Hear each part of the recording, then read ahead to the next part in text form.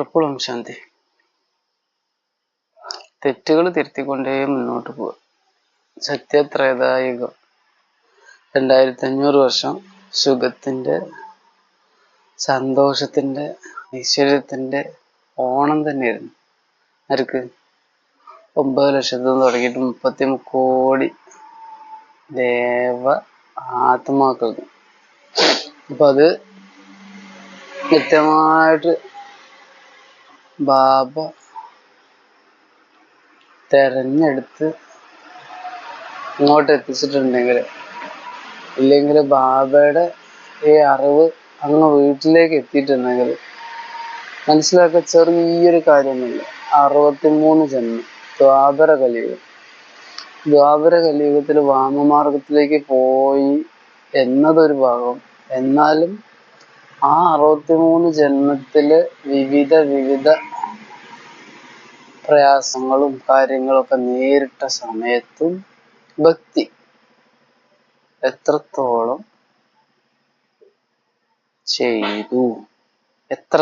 ചെയ്തു അതാണ് നോക്കേണ്ടത്. ഭക്തിയുടെ തീവ്രത, ഷോ അല്ല, ഭക്തി ഉള്ളിലുള്ള ഭക്തി. അതായത് അമ്പലത്തിൽ പോയിട്ടുണ്ടാവും, വിവിധ ആശ്രമങ്ങളില് അല്ലെങ്കിൽ അമ്പലങ്ങളില്, അതല്ലേ തീർത്ഥാടന കേന്ദ്രങ്ങളായിട്ടുള്ള പല സ്ഥലങ്ങളിൽ പോയിട്ടുണ്ടാവാം. ഷോ കാണിക്കും, അതൊരു ഭക്തി. ഷോ കാണിക്കുന്നൊരു ഭക്തി ഉണ്ട്. ചിലത് പോയിട്ടുണ്ടാവില്ല, ഒരു തവണ മാത്രം പോയിട്ടുണ്ടാവുള്ളൂ. ചിലപ്പോൾ പോകാനുള്ള ഒരു ശ്രമം നടത്തിയിട്ടേ ഉണ്ടാവുള്ളൂ. പക്ഷെ തീവ്ര ഭക്തി.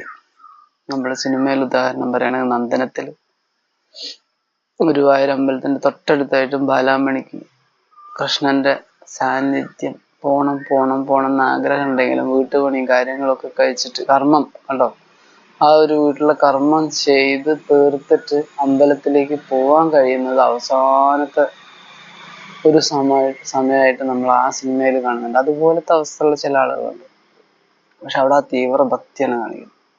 ഞാൻ മാത്രമേ കണ്ടുള്ളൂ എന്ന് അവസാനം പറയുന്നുണ്ട് ഹരകൃഷ്ണന്, ആ സിനിമയുടെ തന്നെ ഉദാഹരണം. പക്ഷെ അങ്ങനത്തെ ഭക്തരുണ്ട്. അതാരാണോ അവർക്ക്, അങ്ങനത്തെ ഭക്തർക്ക് ഇതിന്റെ കൃത്യമായിട്ടുള്ള ജ്ഞാനത്തിന്റെ തീവ്രമായ ദിവ്യബുദ്ധി, ജ്ഞാനത്തിന്റെ പ്രാരബ്ധം ആണ് ശരിക്ക് 21ാമത്തെ ജന്മം. ഇതാണ് ഈ ജ്ഞാനത്തിന്റെ പ്രാരബ്ധം. അത് കഴിഞ്ഞിട്ട് പിന്നെ ജ്ഞാനം, യോഗം, ധാരണ, സേവനം, ഇതിന്റെ പ്രാരബ്ധമാണ് സത്യത്രേതായുഗത്തിൽ 20 ജന്മത്തിൽ. സത്യയുഗത്തിൽ 8 ജന്മം, ത്രേതായുഗത്തിൽ 12 ജന്മം. എല്ലാവരും 84 ജന്മത്തിലേക്ക് വരില്ല. ചിലർ 80 ജന്മത്തിലായിരിക്കും, ചിലർ 60 ജന്മത്തിലായിരിക്കും, ചിലർ 5 6 ജന്മത്തിലായിരിക്കും. വെറും 5 6 ജന്മം മാത്രമുള്ളവരല്ലോ ഈ 5000 വർഷത്തെ ഡ്രാമയിൽ. അപ്പൊ ഈ 5 6 ജന്മം എന്ന് പറയുമ്പോൾ അവരുടെ സമ്പാദ്യം ഹൈ ലെവലില് ഈ ഒരു 6 ജന്മം മുന്നുണ്ടെങ്കിൽ അത് അവർ വികർമ്മം ചെയ്ത്, പിന്നെ അവർക്ക് കൂടുതൽ സത്യത്തിലേക്ക് സമ്പാദിക്കാനൊന്നുമില്ല. അവർ വികർമ്മം ചെയ്ത് 6ാമത്തെ ജന്മമാകുമ്പോൾ ഇപ്പൊ അവര് വല്ല അംബാനിയോ അല്ലെങ്കിൽ ലുലുലെ അങ്ങനത്തെ യൂസഫലിയോ അങ്ങനത്തെ ഒക്കെ ആളുകളൊക്കെ ആയിട്ട് നിലനിൽക്കുന്നുണ്ടാവും. അല്ലോ, ലാസ്റ്റ് സോളുകളാണ് അവരൊക്കെ. അതല്ലെങ്കിൽ വലിയ സിനിമാ സ്റ്റാറുകളോ ഭയങ്കര ഹൈ ലെവലിലുള്ള പല രീതിയിലുള്ള ആളുകളായിട്ട് നമുക്ക് എടുത്തെടുത്ത് പറയാൻ പറ്റുകയാണെങ്കിൽ അവരുടെ കർമ്മമേഖല കാര്യങ്ങളൊക്കെ നോക്കിയാൽ തന്നെ ശരിക്കും എടുത്ത് പറയാൻ പറ്റും. അവർ തന്നെയായിരിക്കും ഈ 5 6 ജന്മത്തിലൊക്കെ വരിക. അവർ കൂടുതൽ സമ്പാദിക്കില്ല, അവര് കടിക്ക് വരികയില്ല. കാര്യങ്ങളൊക്കെ അറിയാം, നല്ലതാണ്. ചിലപ്പോ ഒരു തൊട്ടുമണി, ഒരു മണി ബാബയുടെ ഈ ജ്ഞാനത്തിലേക്ക് ഏതെങ്കിലും വകുപ്പിൽ അവരിട്ടാലും അവർക്ക് സമ്പാദ്യം റിട്ടം പോവും. അതുകൊണ്ടാണ് ബാബ നമ്മള് ബ്രഹ്മകുമാരീസിന്റെ കാര്യത്തിലേക്ക് മറ്റ് വിധത്തിലുള്ള പണം ഉപയോഗിച്ച് കാര്യം ചെയ്യരുതെന്ന് പറഞ്ഞു. പക്ഷെ ചെയ്യിപ്പിക്കുന്നുണ്ട്. ഞാൻ തന്നെ കണ്ടതാട്ടോ. പല കാര്യങ്ങളും നല്ല സ്മൂത്തായി നടക്കാൻ വേണ്ടിയിട്ട് പിരിവ് നടക്കാൻ തുടങ്ങിയിട്ടുണ്ട്. പിരിവ് ചെയ്യാതെയിരുന്നു ബ്രഹ്മബാബയുടെ കാലത്ത്. പക്ഷെ ഇപ്പൊ പിരിവൊക്കെയാണ്. അത് ചെയ്ത ആർക്ക് പോയി റിട്ടേൺ? പിരിവ് ആയിട്ട് ആരാണോ പണം കൊടുക്കുന്നത് ബ്രഹ്മകുമാരീസിലുള്ളവർക്ക് വലിയ പ്രോഗ്രാമുകൾ ചെയ്യാൻ ഉള്ള സാമ്പത്തികം ഇല്ലാത്തതിന്റെ പേരിൽ അവര് ചെറിയ പ്രോഗ്രാമൊക്കെ വരുമ്പോൾ പുറമേ ഉള്ള ഈ സ്ഥാപനങ്ങളിൽ നിന്ന് അല്ലെങ്കിൽ വ്യക്തികളിൽ നിന്ന് ഒക്കെ എന്തെങ്കിലുമൊക്കെ ആയിട്ട് ബാനറായിട്ടോ അതല്ലെങ്കിൽ മറ്റെന്തെങ്കിലും സംഭാവന ആയിട്ടോ അവരൊന്നും ക്ലാസ്സിന് വരുന്നവരേ അല്ല, 7 ദിവസത്തെ കോഴ്സ് കേട്ടവരേ അല്ല, ബ്രാഹ്മണരേ അല്ല. പക്ഷെ അവരെ കൊണ്ട് അവരുടെ കയ്യിൽ നിന്ന് പിടിച്ചു വാങ്ങി അത് ഉപയോഗിച്ച് ചെയ്തു. അതിന്റെ റിട്ടേൺ ആർക്ക് പോയി? അവർക്ക് പോയി. ചെയ്യിപ്പിച്ചവർക്ക് ചെറുതായിട്ട് കിട്ടും അതിന്റെ ആ ഒരു ഇത്, പക്ഷെ അതിന്റെ റിട്ടേൺ മുഴുവൻ അവർക്ക് പോയി. അവരുടെ പാപം. അത് ഡ്രാമയിലുള്ളതാണ്, അതിന് ഒന്നും പറയാനില്ല. അങ്ങനെയാണ് അതിന്റെ ഡ്രാമയുടെ സിസ്റ്റം. പക്ഷെ ബാബ വെച്ചിട്ടുള്ള കുറെ സിസ്റ്റങ്ങളുണ്ട്, അത് മുഴുവൻ ഇപ്പം അലങ്കോലാക്കിയിട്ട് തന്നെയാണ് മുന്നോട്ട് പോയിക്കൊണ്ടിരിക്കുന്നത്. ഞാനെല്ലാം തെളിഞ്ഞവനാണെന്നല്ല, എന്നിൽ ഒരുപാട് കുറവുകളുണ്ട്. തെറ്റുകൾ സംഭവിച്ചാൽ അത് ബ്രഹ്മാവാണെങ്കിലും ശരി, വിഷ്ണു ആണെങ്കിലും ശരി, ശങ്കരനാണെങ്കിലും ശരി, 33 കോടി ആത്മാക്കളാണെങ്കിലും ശരി, തെറ്റുകൾ സംഭവിച്ചാൽ നമ്മൾ അതാത് ജന്മങ്ങളിൽ തീർത്ത് പോവാണെങ്കിൽ നന്നായിരിക്കും. ഇല്ലെങ്കിൽ അടുത്ത ജന്മത്തിൽ വന്ന് ക്ലിയർ ആക്കി പോണം. ഡ്രാമ ഉണ്ടോ? ബ്രഹ്മാബാബ സമ്പൂർണമായി ബ്രഹ്മാവിന്റെ പകലും ബ്രഹ്മാവിന്റെ രാത്രിയും ഞാൻ തന്നെയാണ് ബാബ പറഞ്ഞത്. അപ്പൊ ബ്രഹ്മാവ് സമ്പൂർണമായി. ഇനി ബ്രഹ്മാവ് കൃഷ്ണനായിട്ട് ജന്മം എടുക്കണം, ഇവിടെ കൃഷ്ണനായിട്ട് ജന്മം എടുക്കണം. ഇവിടെ കൃഷ്ണനായി ജന്മം എടുത്ത് 16 വർഷം കഴിഞ്ഞിട്ടാണ് സത്യയുഗത്തിലെ ലക്ഷ്മി നാരായണനാണ്. അപ്പൊ കൃഷ്ണനായിട്ട് ജന്മം എടുക്കുന്നത് മുതൽ കൃഷ്ണനെ കാണുന്നവർക്ക്, കൃഷ്ണനെ കാണാനും കൃഷ്ണനെ പരിപാലിക്കാനും കുറച്ച് പേരുണ്ടാവുമല്ലോ, ആരൊക്കെയാന്ന് പറയാൻ പറ്റില്ല.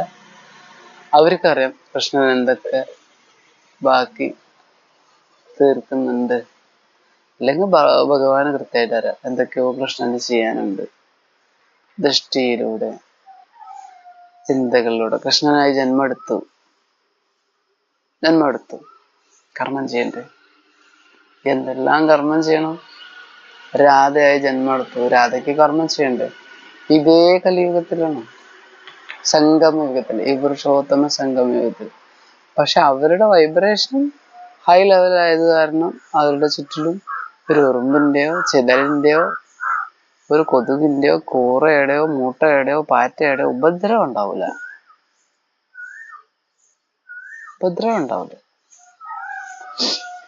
പക്ഷെ അവർക്ക് കർമ്മങ്ങൾ ചെയ്യാണ്ട്, നിരവധി കർമ്മങ്ങൾ ചെയ്യാണ്ട്. 10-16 വർഷത്തെ കർമ്മങ്ങൾ നന്നായി ചെയ്തതിന്റെ ആധാരത്തിലാണ് 16ാമത്തെ വർഷത്തില് ശ്രീകൃഷ്ണന് കണ്ടോ ഈ ബ്രഹ്മാബാബയുടെ ആ അന്ത്യം വരെ ചെയ്തു വെച്ച കർമ്മങ്ങൾ ഏതൊക്കെയോ അവരുടെ കൂട്ടത്തിലുള്ള ബ്രഹ്മാബാബയുമായിട്ടുള്ള കുറെ കണക്കുകളും വഴക്കുകളും അവസാനത്തിന്റെ ഇടയിൽ ബ്രഹ്മാബാബ ശരീരം വിട്ടുപോയി. പിന്നെ കൃഷ്ണനായിട്ട് ജന്മെടുക്കുമ്പോൾ അവരുടെ കൂട്ടത്തിൽ ഈ അഷ്ടരത്നങ്ങളിലും 108-ലും 16,108-ലും 9 ലക്ഷത്തിലുള്ളവരുടെ ഇടയിലാണ് ഇനി ബ്രഹ്മബാബയ്ക്ക് പാർട്ട്. അപ്പൊ അന്ന് അവിടെ ഏതൊക്കെ ചെയ്തു വെച്ചത്, ചെയ്യാനുള്ളത്, ഡ്രാമാനുസരണം ബ്രഹ്മബാബ പല കാര്യങ്ങളും കണ്ടിട്ടും കാണാതിരുന്നിട്ടുണ്ട്. അത് ബ്രഹ്മബാബ മാത്രമല്ല, അന്നത്തെ അഷ്ടരത്നങ്ങളും കണ്ടിട്ടും കാണാതിരുന്നിട്ടുണ്ട്. 16,108 രത്നങ്ങളും കണ്ടിട്ടും കാണാതിരുന്നിട്ടുണ്ട്. 9 ലക്ഷം. ഈ 9 ലക്ഷങ്ങളുമായിട്ടുള്ള ചെറിയ ക്ലാരിഫിക്കേഷൻസ്, ചെറിയ ഒരിച്ചിലുകളും പിരിച്ചിലുകളും അറിഞ്ഞിട്ടും പറഞ്ഞിട്ടും കാണാതിരുന്നിട്ടുണ്ട്. അപ്പോ 9 ലക്ഷം പേര് ഇവർക്ക് വേണ്ടി, ഈ 16,108-ലുള്ള അഷ്ടരത്നങ്ങൾക്ക് വേണ്ടി അവര് കുറച്ച് തീവ്രഗതിയിൽ സേവനം ചെയ്യേണ്ടി വരും. കൃഷ്ണൻ ജന്മമെടുക്കുമ്പോൾ, രാധ ജന്മമെടുക്കുമ്പോൾ അവർക്ക് വേണ്ടിയിട്ട് ഡ്രാമ അതിഗുപ്തമാണ്. അങ്ങനെ എന്ന് വെച്ചിട്ട് ബാബ പറഞ്ഞിട്ടുണ്ട്, ഇപ്പൊ വെറുതെ ഇരിക്കുന്നവര് അവിടെ സേവനം ചെയ്യണമെന്ന് മുരളിയിൽ പറഞ്ഞിട്ടുണ്ട്. അപ്പൊ നോക്കണം ആ സേവനം എന്താണെന്ന്. ഈ 9 ലക്ഷത്തില് വരുന്നവർക്ക് അറിയില്ലല്ലോ. പക്ഷെ 33 കോടിയിലുള്ള ഇതേ ശരീരം കൊണ്ട് ഈ കാര്യങ്ങളൊക്കെ കാണുന്നവർക്ക്, ഇതിനെപ്പറ്റി ശരിക്കും മനസ്സിലാക്കാൻ തീവ്ര ബുദ്ധിയുള്ളവർക്ക് ശരിക്കും മനസ്സിലാവും എന്താണ് കർമ്മം, എന്താണ് കർമ്മ കണക്ക്, എന്താണ് ബാബ, എന്താണ് ഡ്രാമ, എന്താണ് മധുരത, എന്താണ് സരളത, എന്താണ് സത്യയുഗം. ശരിക്കും മനസ്സിലാവും. അത്രയും ബുദ്ധി ഇങ്ങനെ തുറന്ന് പവർഫുൾ ആയിട്ട് നോക്കണം. എൻ്റെ ബുദ്ധി എവിടെ എത്തി, എൻ്റെ പാർട്ട് എന്താണ്, ഞാൻ ഏതിലാണ്, അഷ്ടരത്നത്തിലാണോ, 108-ലാണോ, 16,108-ലാണോ, 9 ലക്ഷത്തിലാണോ, ഞാൻ അതല്ല 33 കോടിയിലാണോ,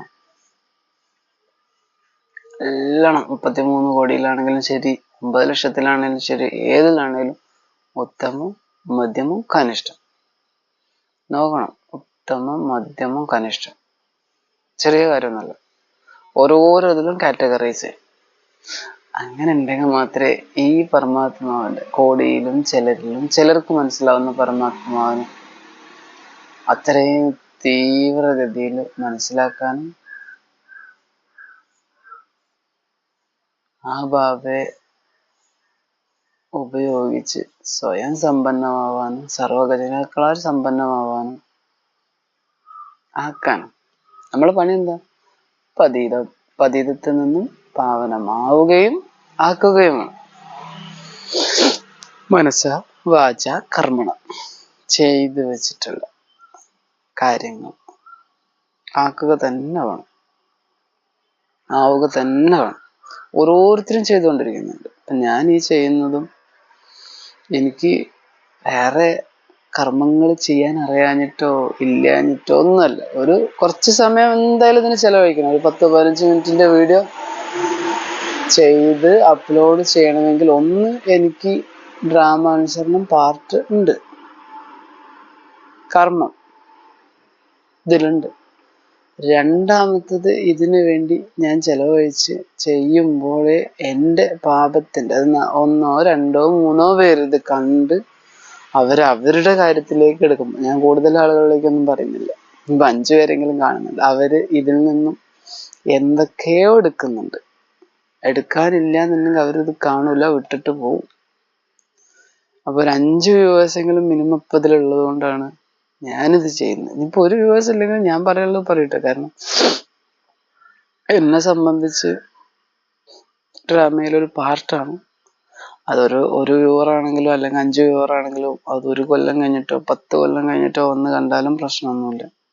പക്ഷെ ഞാൻ പറയാനുള്ളത്, എനിക്ക് എൻ്റെ സമയത്ത് കിട്ടിയത് ഞാനത് പറയാം. പിന്നെ യൂട്യൂബിൽ ഇത് നാളെ കാണാം മറ്റന്നാൾ കാണാം എന്നൊക്കെ വിചാരിക്കുന്ന പലരും ഒരു കാര്യം മനസ്സിലാക്കുക, യൂട്യൂബ് പലതും കുറെ കഴിഞ്ഞാൽ അവരുടെ ഒരു എന്താ പറയാ, അവരുടെ ഒരു രീതിയിലേക്ക് വീഡിയോ എത്തില്ല. ഇപ്പൊ എൻ്റെ തന്നെ കുറെ വീഡിയോസ് അവര് ഡിലീറ്റ് ചെയ്ത് കഴിഞ്ഞു.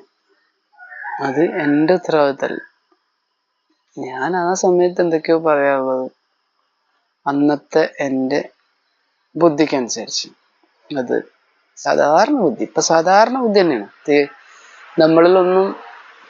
എന്നിലൊന്നും ദിവ്യബുദ്ധി വന്നിട്ടേ ഇല്ല. പക്ഷെ അതിനു വേണ്ടിയിട്ടുള്ളൊരു ശ്രമം നടത്തുന്നതിനിടയ്ക്ക് ഞാൻ പറയുന്ന പല കാര്യങ്ങളും ചിലപ്പോൾ ഒന്നാകെ കുറച്ച് കഴിഞ്ഞാൽ യൂട്യൂബ് ചാനലേ അവര് ഡിസ്കണ്ടിന്യൂ ചെയ്തേക്കാം. അങ്ങനെയെങ്കിൽ അടുത്ത യൂട്യൂബ് ചാനലിൽ ചെയ്യാം. അതല്ലെങ്കിൽ ഒന്നും ചെയ്യാതെ മിണ്ടാതെ ഞാൻ എൻ്റെ പാട് നോക്കി പോവാം. ഒക്കെ സാഹചര്യങ്ങളുണ്ട്. എന്തിനും സാഹചര്യമുണ്ട്. അത് എന്താണോ ഡ്രാമ എനിക്ക് കാണിച്ചു തരുന്നത് അതിനനുസരിച്ച് വേഗം ഞാൻ മോൾഡാവും. എൻ്റെ കാര്യം അത്രേ ഉള്ളൂ. ബാബ ഡ്രാമാനുസരണം, ബാബ മാത്രല്ല കേട്ടോ, 2 ആൾക്കാരാണ് ഇവിടെ. ഒന്ന് ബാബ, അതിശക്തനായ ബാബ, പിന്നെ അതിശക്തനായ മായ. ഈ 2 കൂട്ടരും കൂടെയാണ് ഇവിടെ കളി നടക്കുന്നത്. അതിൻ്റെ ഇടയിലാണ് നമ്മൾ. മായ എന്ന് പറഞ്ഞാൽ നമ്മുടെ ഉള്ളിൽ തന്നെയുള്ള, ബാബ എന്ന് പറഞ്ഞാൽ നമ്മുടെ ഉള്ളിൽ തന്നെയുള്ള അതിതീവ്രമായ പ്രയത്നം തന്നെയാണ്. അമ്മയപ്പന്റെ വീട്ടിലേക്ക് പോണ ഒരു പരിപാടിയല്ല. മായ എത്രത്തോളം ബാബയെ ഓർമ്മിക്കാൻ അതിസ്നേഹമായിട്ട് വന്നുകൊണ്ടിരിക്കുന്നു, അത്രത്തോളം മായ ഉപദ്രവിച്ചുകൊണ്ടേയിരിക്കും. കാരണം ഉള്ളിലുണ്ട് സാധനം, അത് വന്ന് തന്നെ പോണം. ഇന്നിപ്പോ ഇച്ചിരി നേരം വൈകിട്ട് ഞാൻ എണീറ്റു എന്ന് കരുതി എനിക്ക് ഇപ്പൊ കിട്ടിയ സാഹചര്യം ഞാൻ ഉപയോഗിക്കണ്ടെന്നൊന്നുമില്ല. ഞാൻ ഇച്ചിരി നേരം വൈകിപ്പോയി, പക്ഷെ ഇന്നലെ നല്ല നേരത്തെ എണീറ്റു. അപ്പൊ ഇന്ന് നേരം വൈകി എണീറ്റതിന്റെ പേരിൽ എന്റെ ഉള്ളിലെ കുറവുകൾ അതോ മായ. ഞാൻ ഇന്നലെ കിടക്കുമ്പോ തന്നെ ബാബ 3 മണിക്ക് എഴുന്നേൽപ്പിക്കണം എന്നൊക്കെ പറഞ്ഞിട്ട് ഞാൻ കിടന്നുറങ്ങി. എണീറ്റ് നോക്കുമ്പോ ശരി ചിലപ്പോ 4 ആയിട്ടുണ്ടാവും വിചാരിച്ചിട്ട് നോക്കുമ്പോ വളരെ നേരം വൈകി. സമയം ഞാൻ പറയുന്നില്ല. അങ്ങനെ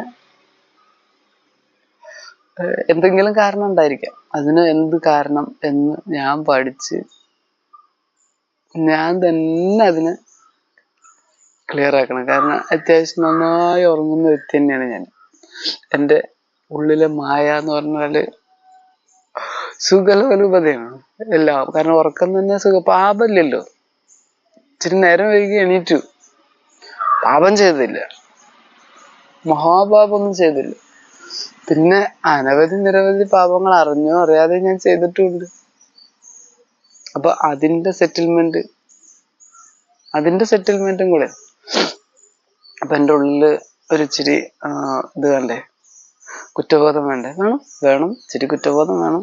അപ്പൊ പിന്നെ എന്തൊക്കെ അതിന് വേണ്ട പ്രായശ്ചിത്തങ്ങൾ ചെയ്യാൻ പറ്റുമോ അതൊക്കെ ഞാൻ ചെയ്യണം. നമ്മൾ എന്നിട്ട് വേറെ ആരും ഏർപ്പാടാക്കണില്ല, ഞാൻ ചെയ്യണം. എന്തുകൊണ്ടാണ് ഞാൻ ഇച്ചിരി നേരം വൈകി എഴുന്നേൽക്കാൻ കാരണമായത്, എന്തുകൊണ്ടാണ് എനിക്ക് ഇന്ന് ഇത്തിരി യോഗം ചെയ്യാനുള്ള പ്രയാസങ്ങൾ ഉണ്ടാക്കിയപ്പോൾ അത് കറക്റ്റ് മനസ്സിലാക്കി ഞാൻ അങ്ങനെ ചെയ്ത് അമൃതവേള ചെയ്തിട്ടില്ല വെച്ചിട്ട് ബാക്കി ഒരു ദിവസത്തിൽ എത്ര സമയമുണ്ട്? 8 മണിക്കൂർ ഓർമ്മിക്കാനല്ലോ ബാബു പറഞ്ഞു, അമൃതവേള അടക്കം. ബാക്കിയുള്ള സമയമുണ്ടല്ലോ, ആ സമയത്തിൽ എങ്ങനെ, എവിടെ, ഏത് രീതിയിൽ ഓർമ്മിക്കുക, ഈ കണക്ക് തീർക്കുക. ഓരോരോ ദിവസത്തെ സെറ്റിൽമെന്റും തീർത്തോണ്ടേ ഇരിക്കുക. 8-ൽ കൂടുതൽ മണിക്കൂർ ഓർമ്മിക്കാൻ പറ്റുമെങ്കിൽ ഓർമ്മിച്ച് ഇതിന്റെ പഴയ സമയത്ത്, അതായത് 10-15 വർഷമായി എനിക്ക് ബാബയുടെ ഈ ജ്ഞാനം കിട്ടിയിട്ട്. അപ്പൊ എന്റെ ബുദ്ധി എത്രത്തോളം ക്ലിയർ ആയി എന്നുള്ളത് എനിക്കറിയാം. ഞാൻ ശരിക്കും ഇപ്പൊ എവിടെ എത്തി നിൽക്കേണ്ടതാണെന്ന് എനിക്ക് ചിന്തിക്കുകയാണെങ്കിൽ ആ രീതിയിലേക്ക് എൻ്റെ ബുദ്ധിയെ യോഗത്തിന്റെയും ജ്ഞാനത്തിന്റെയും സേവനത്തിന്റെയും സമ്പന്നത കൊണ്ട് ക്ലിയർ ആക്കുക. കാരണം അപ്പൊ മാത്രമേ പരമാത്മാവ് വന്നിട്ട് ബുദ്ധിയുടെ ഓരോ ജാലകങ്ങളും തുറന്നു തരുള്ളൂ. ചെറിയ ബുദ്ധിയാണ്, അതിൽ ചെറിയ പരമാത്മാവ് വന്നിട്ട് ബുദ്ധി അങ്ങനെ ഓരോന്നോരോന്ന് എത്ര ജാലകങ്ങൾ നമ്മൾ അടച്ചു എന്നറിയോ ബുദ്ധിയുടെ. സത്യത്രേതായുഗത്തില് 16 കലാസമ്പന്നം, മര്യാദ പുരുഷോത്തമൻ, സർവഗുണ സമ്പന്നം രാവൻ എന്നത് അതിബുദ്ധിയ, പ്രാലബ്ധമാണ്. പക്ഷെ ആ ബുദ്ധി ദ്വാപര കലിയുഗത്തിൽ പതുക്കെ കാമം, ക്രോധം, മോഹം, ലോഭ, അഹങ്കാരം കണ്ടോ 63 ജന്മത്തിലേക്ക് പോയപ്പോഴേക്കും ഈ ഒരു വികാരത്തിന്റെ പേരിൽ ജന്മജന്മാന്തരങ്ങൾ എടുത്ത് അടച്ചു വന്നു. പക്ഷെ ഇത് ഡ്രാമയിൽ ഫിക്സഡ് ആണ്. ഈ 2500 വർഷം 63 ജന്മത്തിൽ അതോടൊപ്പം ഭക്തി ചെയ്യുന്നുണ്ട്. ഓരോ ജന്മത്തിലും ഓരോ പ്രോബ്ലംസ് വരും, കർമ്മങ്ങൾ ചെയ്യും, ദുഷ്കർമ്മങ്ങൾ ചെയ്യും, പ്രോബ്ലം വരും, ഭക്തി ചെയ്യും. വീണ്ടും അടുത്ത ജന്മത്തിൽ എല്ലാം ഏറ്റുപറഞ്ഞുകൊണ്ട് അടുത്ത ജന്മത്തിൽ വരും, ഗർഭജയിലിന്റെ ശിക്ഷയും കാര്യങ്ങളൊക്കെ കഴിഞ്ഞ് അടുത്ത ജന്മത്തിൽ വരും, കർമ്മം ചെയ്യും, വീണ്ടും താഴേക്ക്. അടുത്ത ജന്മത്തിൽ അതായത് ഗർഭജയിലിലേക്ക് വീണ്ടും പോകുന്നു, അടുത്ത ജന്മത്തിൽ വീണ്ടും വരുന്നു, വീണ്ടും താഴേക്ക്. പക്ഷെ ആ സമയത്തും ഭക്തി ചെയ്യുന്നുണ്ട്. ഈ ഭക്തി ചെയ്ത് കർമ്മം ചെയ്യും, ഭക്തി ചെയ്യും. അങ്ങനെ അവസാനം ഫുൾ ടെൻഷനായിട്ടിരിക്കുകയാണ്. ആ സമയത്ത് 63ാമത്തെ ജന്മത്തില് തീരെ കോൺസെൻട്രേഷൻ ഇല്ല. എൻ്റെ അവസ്ഥയും പറയട്ടെ, തീരെ കോൺസെൻട്രേഷൻ ഇല്ല, എവിടെയും ഉറച്ചു നിൽക്കാൻ പറ്റുന്നില്ല. എന്ത് ചെയ്യണം? എല്ലാ സുഖവും ഉണ്ടിട്ടാ, ഒരു സുഖത്തിനും കുറവില്ല എനിക്ക്. ഈ 63ാമത്തെ ജന്മത്തിൽ അവസാനത്തിൽ ഇന്ന് ഈ കാണുന്ന സമ്പത്ത് മുഴുവൻ ഉണ്ട്. അച്ഛനുണ്ട്, അമ്മ ഉണ്ട്, ചോദിച്ചതിന്റെ പണമുണ്ട്, എന്താ വേണ്ട ഒക്കെ ഉണ്ട്. പക്ഷെ മാനസികമായിട്ട് ഞാൻ എവിടെ എത്തുന്നില്ലല്ലോ. എൻ്റെ അവസ്ഥയാണ് ഞാൻ പറയുന്നത്. 63ാമത്തെ ജന്മത്തിൽ ഞാൻ എവിടെ എത്തുന്നില്ലല്ലോ എന്ന് വെച്ചാൽ എപ്പോഴാണ് പറയുന്നത്? 18ാമത്തെ വയസ്സിലാണ്. അപ്പൊ എന്താ വെച്ചാൽ കമ്പാരിസൺ കാരണമാണ്, അച്ഛന്റെ കമ്പാരിസൺ ആണ്. മറ്റേ കൂട്ടുകാരൻ അങ്ങോട്ട് പോയി, അവൻ അവിടെ അങ്ങനെ ജോലിയായി, മറ്റവർ ഇങ്ങനെ ജോലിയായി, അല്ലെങ്കിൽ അവര് UK അങ്ങോട്ട് പോകാനുള്ള പ്ലാൻ ഇടുന്നു, മറ്റേ പ്ലാൻ. പക്ഷെ എനിക്ക് തീരെ കോൺസെൻട്രേഷൻ ഇല്ല. ഇംഗ്ലീഷ് പഠിക്കാൻ പറ്റുന്നില്ല, ഹിന്ദി പഠിക്കാൻ പറ്റുന്നില്ല, മലയാളം കൃത്യമായിട്ട് പഠിക്കാൻ പറ്റുന്നില്ല. 10ാം ക്ലാസ് കണ്ട് കഴിഞ്ഞതോട് കൂടിയിട്ട് ഞാൻ ITI പോയി. ക്ലാസ് എങ്ങനെയോ ഒപ്പിച്ചു പോന്നു. ITI പോയി ഈ ഇതിന്റെ കാര്യങ്ങൾ. പക്ഷെ ആ ഒപ്പിച്ച് പോകുന്നതിന്റെ അവസാനം ഞാൻ പഠിച്ചു, പാസ്സായി, നല്ല മാർക്കോടുകൂടി പാസ്. പക്ഷെ കോൺസെൻട്രേഷൻ തീരെ കിട്ടുന്നില്ല. അങ്ങനെയാണ് ഞാൻ ഈ ബ്രഹ്മകുമാരീസിൽ എത്തിപ്പെടുന്നത്. ഒരു കോൺസെൻട്രേഷനും കിട്ടുന്നില്ല. അപ്പൊ കണ്ടോ, കോൺസെൻട്രേഷൻ എന്ന് പറഞ്ഞ സാധനം നമ്മുടെ ഉള്ളിൽ ഉണ്ടായിരുന്നു. അപ്പൊ അത് പോയപ്പോഴാണ് ഞാൻ അവിടെ എത്തി. എനിക്ക് ക്ലാസ് കിട്ടി. എന്നോട് മെഡിറ്റേഷൻ റൂമിൽ ഒന്ന് ചെന്ന് ഇരുന്നോളാൻ പറഞ്ഞു. അന്നങ്ങനെ കമന്ററി ഇട്ട് തന്നെന്ന് തോന്നുന്നുണ്ട്. പക്ഷെ ഭയങ്കര അനുഭവം. അന്ന് ഞാൻ ഉറപ്പിച്ചു, ഇവിടെ എന്തോ ഉണ്ട്. പക്ഷെ ഞാൻ അവിടെ പോകുമ്പോ തന്നെ ഞാൻ കുറെ ചിട്ടകളുമായിട്ടാണ് പോകുന്നത്. ഞാനായിട്ട് കുറെ. അപ്പൊ ആ ചിട്ടകളൊന്നും അവിടെ ഇല്ല. പിന്നീട് അതിനെ പറ്റിയിട്ട് നമ്മൾ വിശകലനം, അതായത് ജീവിതത്തിൽ ഈ 10-16 വർഷങ്ങളോടുകൂടി നോക്കിയപ്പോൾ ഞാൻ അന്ന് എടുത്ത കുറെ ചിട്ടകൾ അന്ന് വേണമായിരുന്നു. പുതിയ കുറെ ചിട്ടകൾ വേണമായിരുന്നു. അതാണ് വിധിപൂർവം പല കാര്യങ്ങളും ചെയ്യുമ്പോൾ കിട്ടുന്ന പ്രാരബ്ധം തന്നെയാണ് സത്യത്രയദായകത്തില്. അപ്പൊ അതിലിപ്പോ മായയുടെ കളിയാണ്. അടിച്ച് പുറത്തേക്ക് വരുന്നുണ്ട് അകത്തൊന്നും മായ. അപ്പൊ ഞാൻ പറഞ്ഞില്ല, നിദ്ര ഇന്ന് എനിക്ക് ഉറക്കം കൂടിപ്പോയി. അതിന് പ്രായച്ചിത്തം ചെയ്താൽ മതി. പ്രായച്ചിത്തണ്ട്, എന്തിനും പ്രായച്ചിത്തണ്ട്.